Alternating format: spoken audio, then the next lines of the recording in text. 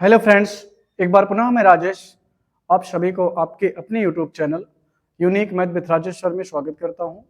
Friends, आज हम सब क्लास 10th मैथ एनसीईआरटी के चैप्टर नंबर 1 वास्तविक संख्याएं यानी रियल नंबर पर चर्चा करने वाले हैं।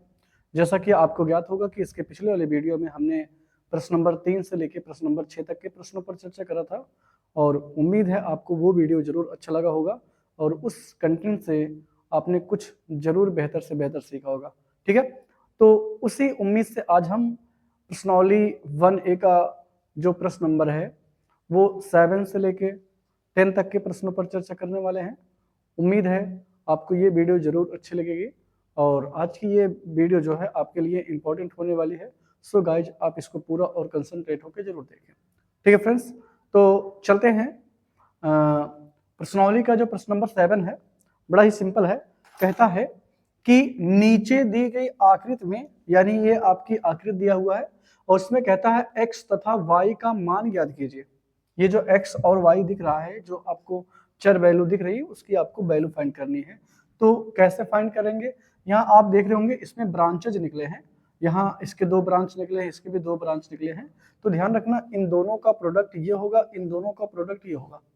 यानी अगर मुझे x की वैल्यू फाइंड करना है तो इनका मल्टीप्लाई करेंगे तो x की वैल्यू मिलेगी। तो यहाँ कैसे करेंगे?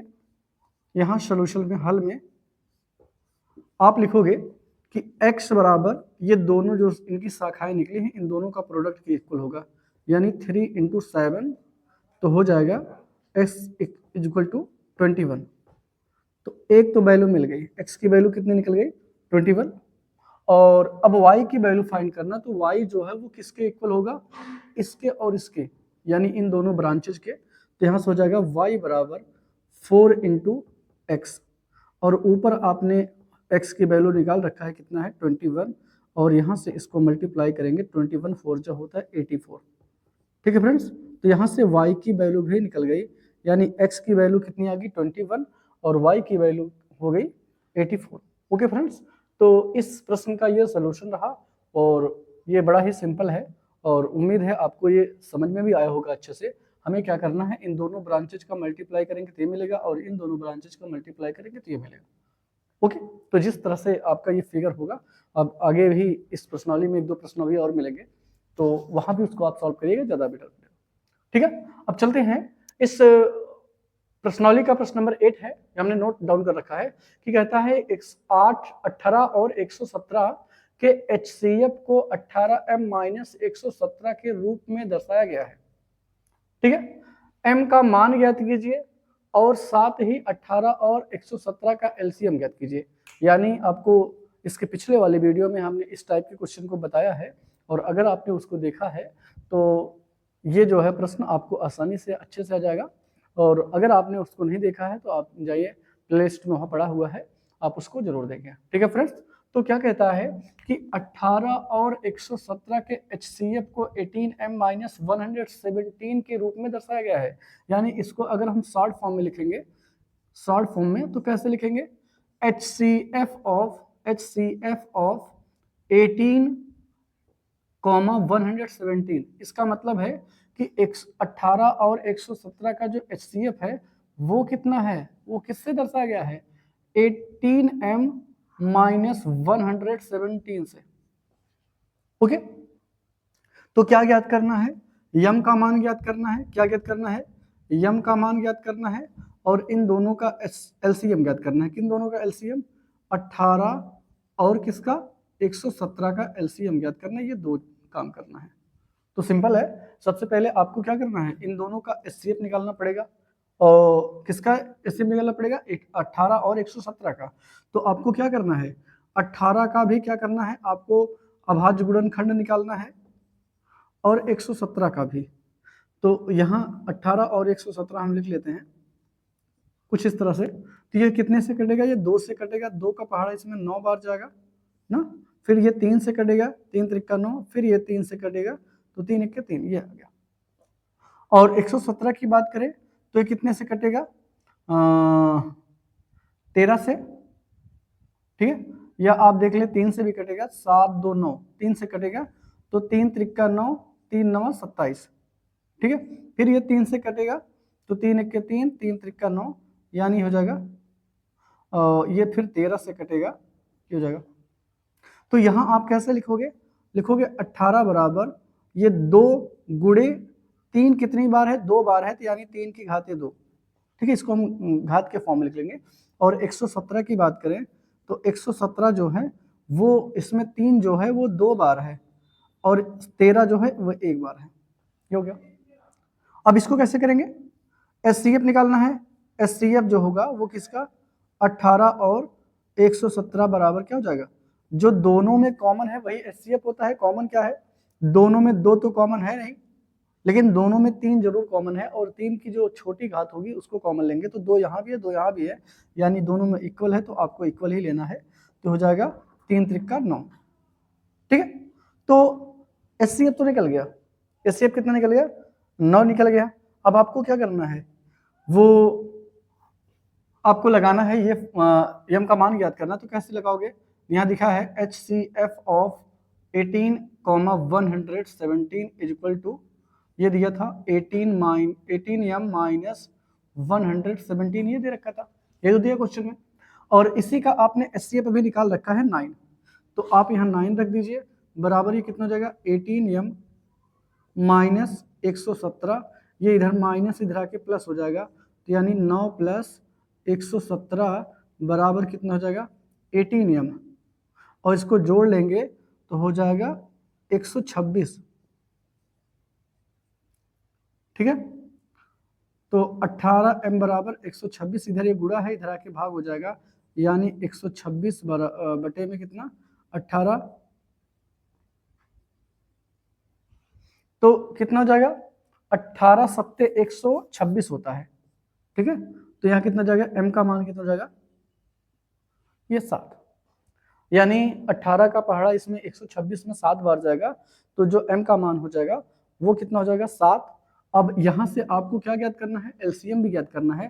तो आप जानते थे कि एक फार्मूला कि दो संख्याओं का गुणनफल बराबर, दो संख्याओं का गुणनफल बराबर क्या होता है, गुणनफल बराबर आप जानते थे HCF गुणे LCM होता है, ये होता है HCF गुणे LCM।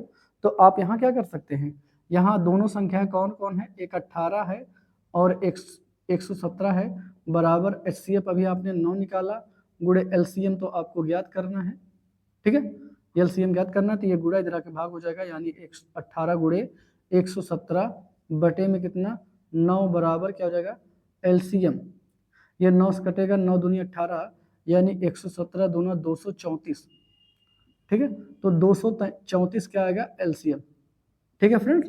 तो सबसे पहले हमें क्या दिया था कि एचसीएफ 18 और 117 का एचसीएफ 18m माइनस 117 के रूप में दिया गया था, तो m का मान निकालना था, एलसीएम भी ज्ञात करना था। तो सबसे पहले हमने दोनों संख्याओं का अभाज्य गुणनखंड निकाला, और दोनों में जो कॉमन था वो वहां से हमने क्या निकाला, HCF निकाला। जब HCF निकल गया तो इसमें रख करके हमने m का मान निकाल लिया, और जब m का मान निकल गया तो आप एक फार्मूला जानते थे कि दो संख्याओं का गुणनफल बराबर HCF गुणे LCM। दोनों संख्याएं कौन कौन थी, एक 18 थी, दूसरा 117 थी, और HCF 9 निकाला था आपने, इधर गुणा इधर भाग हो गया, और इसको आपने कैलकुलेट करा तो LCM का मान कितना निकल गया 234, ठीक है फ्रेंड्स। तो उम्मीद है आपको ये दोनों प्रश्न अच्छे से जरूर समझ में होंगे। आइए चलते हैं इसके अगले प्रश्न पर।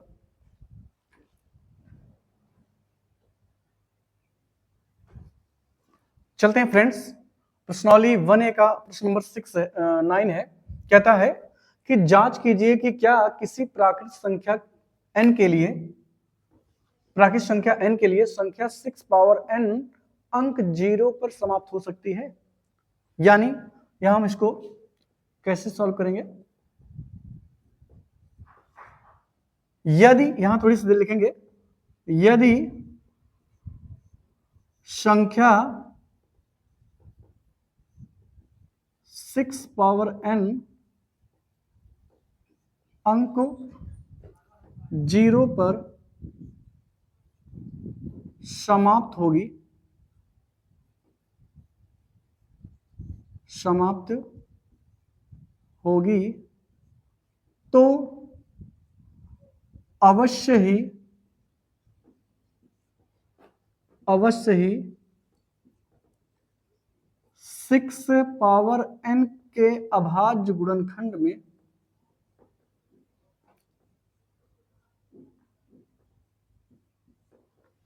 अभाज्य गुणनखंड में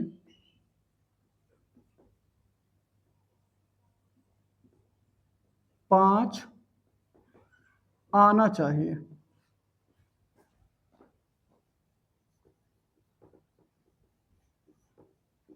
कहने का मतलब ये है, यदि जो संख्या 6 पावर n है वो 0 पर समाप्त होगी तो अवश्य ही 6 पावर n के अभाज्य गुणनखंड में 5 आना चाहिए, 5 आना चाहिए, ठीक है। बट लेकिन 6 पावर यहां लिख सकते, लेकिन संख्या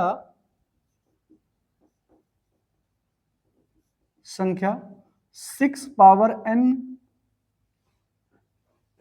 के अभाज्य गुणनखंड, अब यहां अभाज्य गुणनखंड हम करके दिखा देंगे, क्या होगा 2 गुणे 3, यानी 6 को क्या लिखा जा सकता है 2 गुणे 3, और ये पावर कितना है n, अभाज्य, लेकिन 6 पावर n के अभाज्य गुणनखंड में केवल 2 और 2 और 3 हैं, इसलिए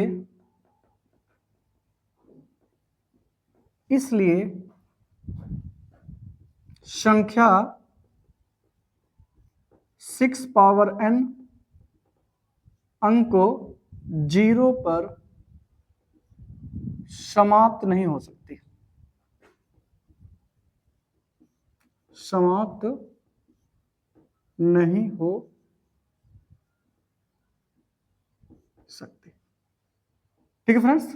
तो कहने का मतलब ये है कि अगर 6 पावर n में n के कोई ऐसा मान के लिए जिसके लिए संख्या जो 6 पावर n है वो अंक 0 पर समाप्त हो, तो अगर वो 0 पर समाप्त है तो 100% वो 5 से डिविजिबल होगी, ठीक है, या उसके अभाज्य गुणनखंड में 5 आएगा। भाई संख्या अगर कोई 5 से डिविजिबल है, इसी वजह से उसके अभाज्य गुणनखंड में 5 आता है, तो अगर ये 0 पर समाप्त है थोड़ी देर के लिए मान ले, तो अवश्य ही 6 पावर n जो है वो 5 से विभाजित होगी, और अगर 5 से विभाजित है तो उसके अभाज्य गुणनखंड में वो क्या आएगा 5 आएगा। लेकिन आप यहां जब करेंगे 6 पावर n का अभाज्य गुणनखंड केवल 2 और 3 आएगा, ठीक है, में केवल 2 और 3 है, इसलिए 6 पावर n जो है वो 0 पर समाप्त नहीं हो सकती। अगर इसके अभाज्य गुणनखंड में 5 भी आ जाता तो ये क्या होता, ये 0 पर समाप्त हो सकता था, ठीक है फ्रेंड्स। तो ये प्रश्न नंबर 9 का सलूशन रहा, और उम्मीद है आपको ये जरूर समझ में आ गया होगा, ठीक है फ्रेंड्स। तो चलते हैं इसके अगले प्रश्न नंबर 8 पर।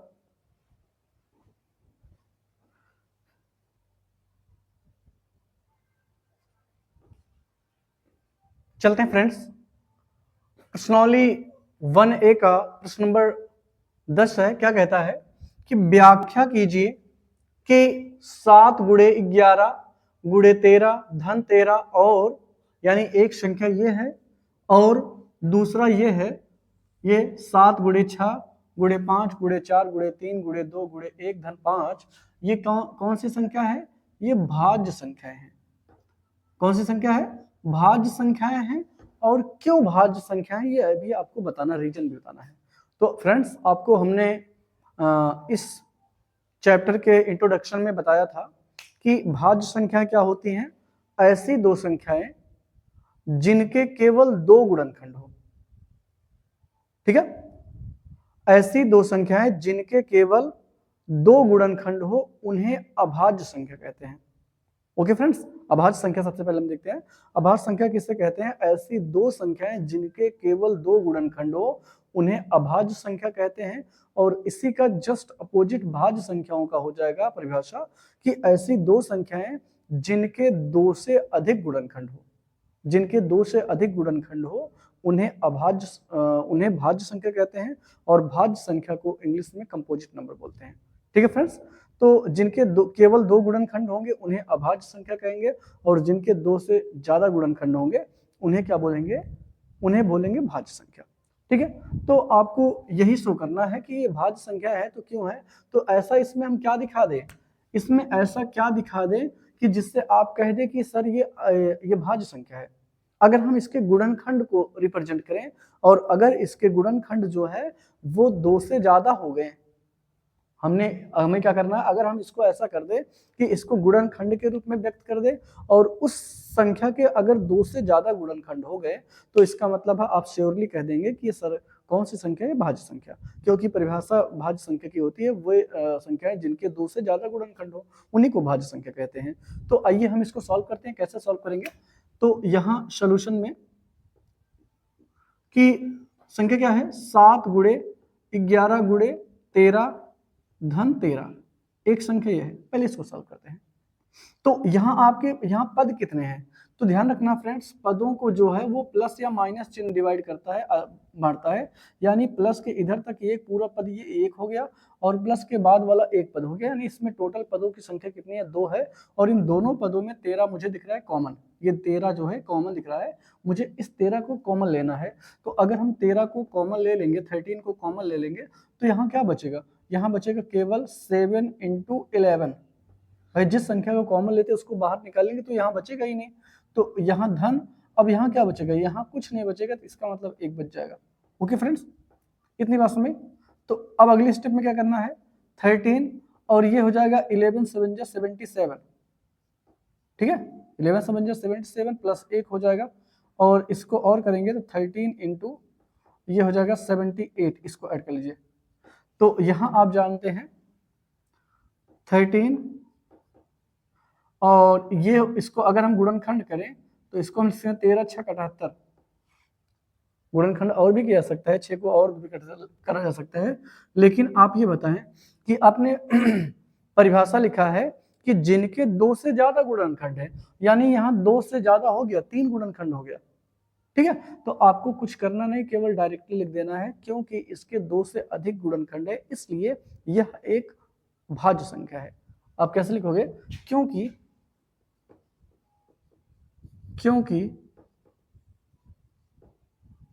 इसके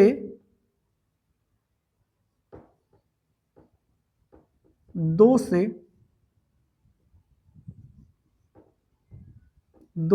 गुणनखंड हैं, इसलिए यह एक भाज्य संख्या है। इसलिए कौन सी संख्या है, यह भाज्य संख्या है। क्यों है, क्योंकि इसके 2 से ज्यादा गुणनखंड हो गए।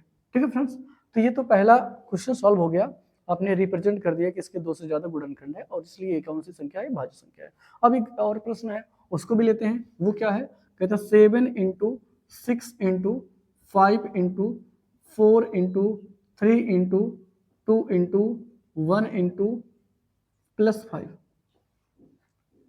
ठीक है, ये हो गया।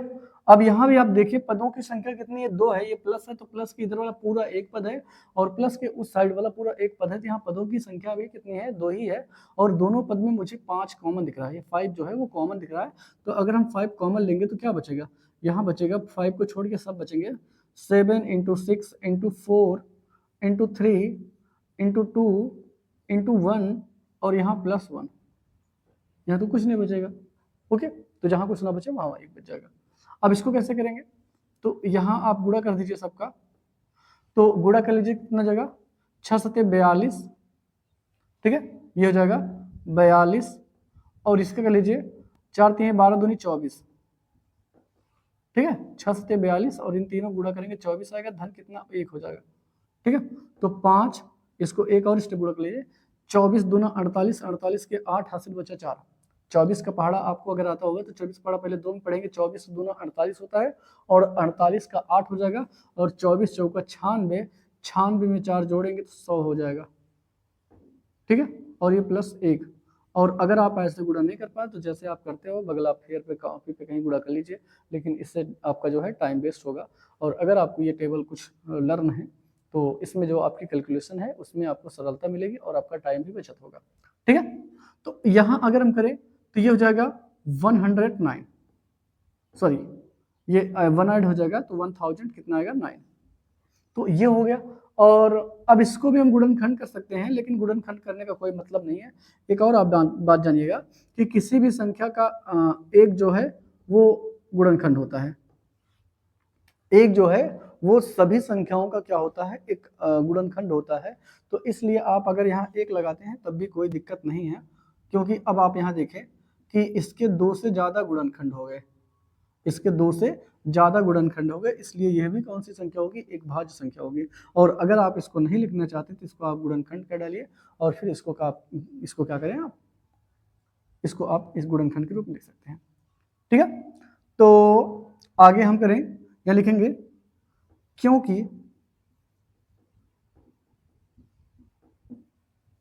इसके भी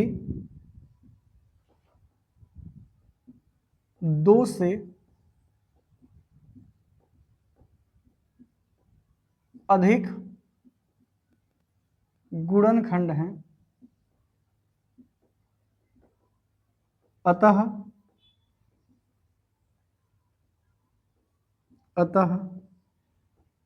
यह एक भाज्य संख्या होगी।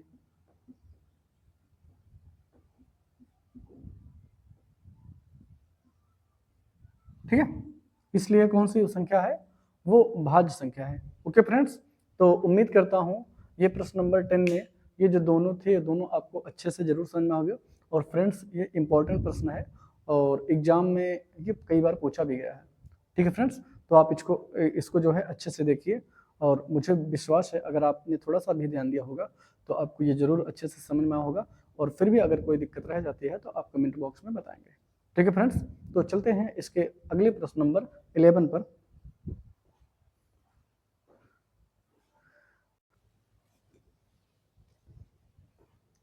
फ्रेंड्स आज के इस वीडियो में बस इतना ही और उम्मीद करता हूं आज की वीडियो आपको जरूर अच्छी लगी होगी। और अगर आपने थोड़ा सा भी कंसंट्रेट करा होगा तो आपको जरूर अच्छे से समझ में आया भी होगा, इसमें कोई डाउट नहीं है। और फ्रेंड्स, और यदि आप इस वीडियो पे नए हैं या फिर अभी तक आपने चैनल को सब्सक्राइब नहीं करा है तो आप चैनल को सब्सक्राइब करें और लाइक करें, शेयर करें। ठीक है फ्रेंड्स, और एक बात और, हमारे इस चैनल के माध्यम से आपको 9 से 12 की जो मैथ है वो सभी एक्सरसाइजों को एकदम सरल से सरल लैंग्वेज में मैं स्वयं आपको रिप्रेजेंट करूंगा। ठीक है, और इसलिए इस मेरे चैनल से आप ज़्यादा से ज़्यादा लोग जुड़ें और मुझे विश्वास है आपको आने वाले इस बोर्ड एग्जाम में आपको बेहतर से बेहतर ये जो मेरा वीडियो है वो आपको अंक दिलाएगा। ठीक है फ्रेंड्स, तो चलते हैं, मिलते हैं अगले वीडियो में, तब तक के लिए धन्यवाद।